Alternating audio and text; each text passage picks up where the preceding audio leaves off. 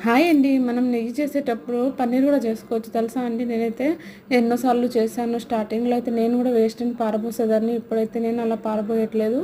మనమైతే room temperature వచ్చే వరకు మనం మిగడను బయట పెట్టేసుకోవాలి. రూమ్ టెంపరేచర్లోకి వచ్చిన తర్వాత మిక్సీ జార్లో వేసి కొన్ని వాటర్ పోసి దాన్ని మిక్సీ పట్టుకుంటాం కదా. ఇప్పుడైతే వెన్నను సపరేట్గా, పాలను సపరేట్గా తీసేసుకోవాలి. ఇదే ప్రాసెస్లో మిగతాదంతా కూడా చేసేసుకున్నాను. వెన్న సపరేట్గా, పాలు సపరేట్గా పోసేసుకున్నాను. ఇలా పాలను మొత్తం కలెక్ట్ చేసుకున్న తర్వాత ఈ వెన్నలో కూడా మళ్ళీ కొన్ని వాటర్ పోసేసి ఇలా కడిగేసి ఆ పాల గిన్నెలో తీసేసుకోవాలి.